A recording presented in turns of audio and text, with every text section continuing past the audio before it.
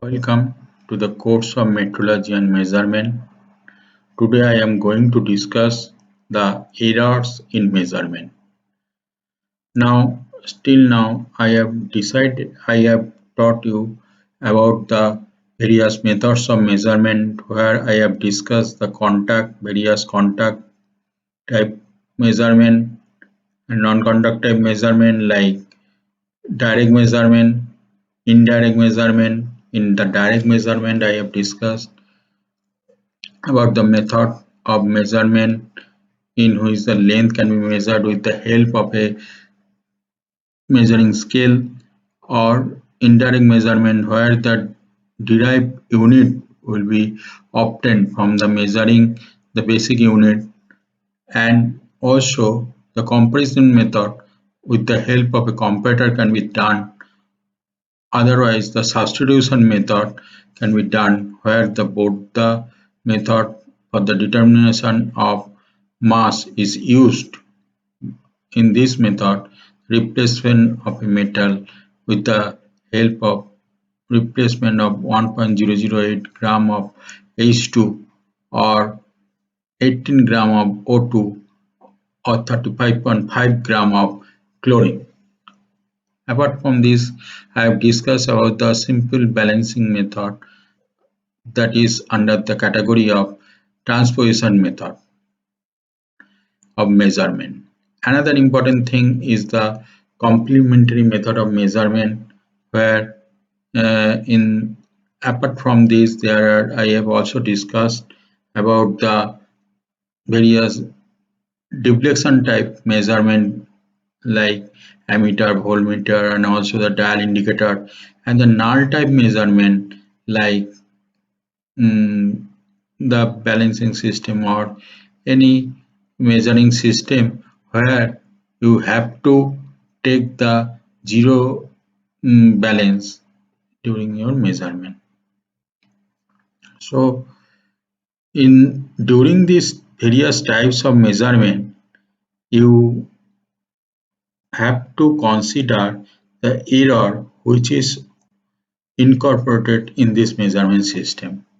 So error may be due to the operator, error may be due to the instrument, error may be due to the environment or the calibration system. This error may creep in your measurement system.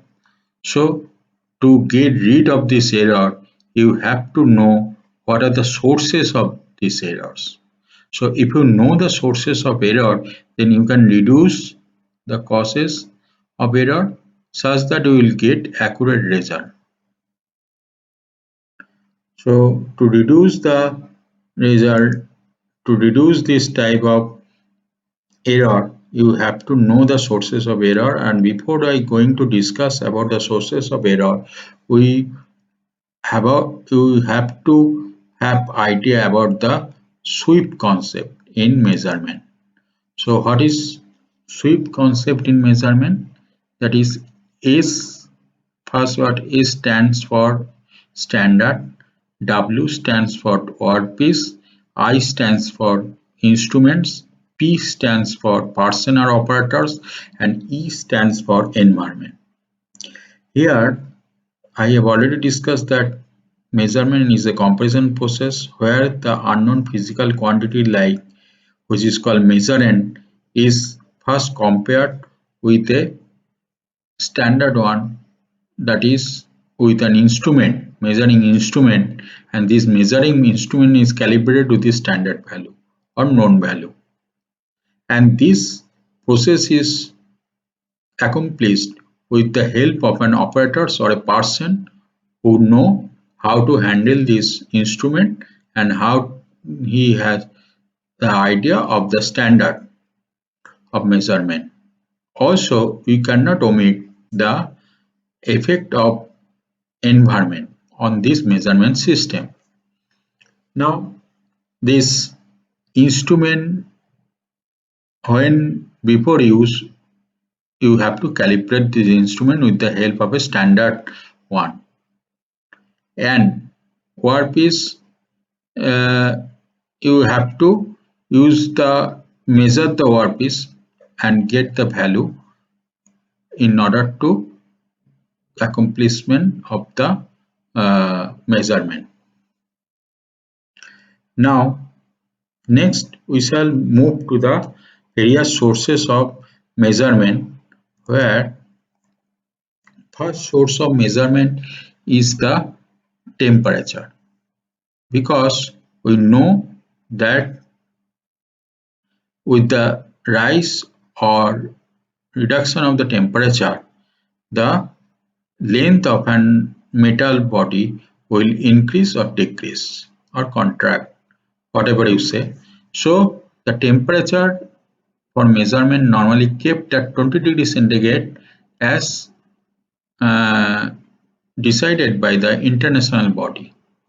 Now, when you reduce the temperature to below this, then your metal body will contract, and when the temperature is uh, increase below above this 20 degrees centigrade, the metal body will also expands. So this leads to the error in measurement. But again, the effect of support. Suppose a long beam is to be kept on two supports. If the supports are placed large apart from each other, then the middle portion of the beam will be bent. And when the supports are kept very close to each other at the middle position, then the beam at the end will also bend. So there should be a perfect distance between the two supports such that the bending of the beam at the middle or at the end can be arrested. Now, reading or parallax errors. Reading error means it may be due to the limitation of the instrument. That means when you take the reading if of a length, if one you must match the scale marking with one line, and the next line may fall between the two marking, then it depends on the operator which value he will take. Suppose a scale, measuring scale, normal scale, has minimum length it can measure 1 millimeter. So when he takes the reading and it falls between 2 and 2.5 to 2.6, then he may take the reading as 2.54 or 2.55, 2.57 depending on various operator. And also this is the limitation of the instrument, and that this can be reduced by taking precise instrument. Now next, another important thing is that parallax error. In the parallax error, when one operator is looking the reading at perpendicularly, then he can take the accurate reading. But if he looks at the reading from any angle, then the these readings may be erroneous. So this is called parallax error. But next is the accuracy of equipment. So accuracy of equipment is an important thing, because you have to think that you are measuring the measuring one object. During the measurement, the error may be there, but if you use an inaccurate equipment, then your error will be multiplied. That means when you, before your use of this instrument, you should calibrate your instrument with a standard one, or the precise instrument should be used. Now the application of excess force. If you apply, suppose you are using a dial indicator to measure the surface, to check the surface level. Now in order to leveling of this surface, if you use the dial indicator, if you press the if you are pressing the plunger very with a very large force, then indentation may occur and the workpiece or the instrument may be damaged, and also at the same time your reading will be erroneous. Now, effect of misalignment. In the case of alignment of two rotating object, that is suppose from motor, another shaft is matched with another rotating object, then these two, there may be misalignment between the two shafts, and this can be uh, this misalignment may be parallel misalignment or angular misalignment or the offset from the axis. So you have to reduce this misalignment by constant checking during your assembly. And next is the cosine errors. Cosine error, suppose you are measuring the some object, length of an object with a scale, normal scale, and the scale should be placed parallel to the line, but due to the operator error, due to some reason, the scale is placed inclined.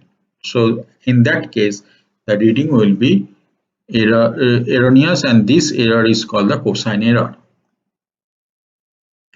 Now next is the types of error. So these sources of error leads to the some types of error.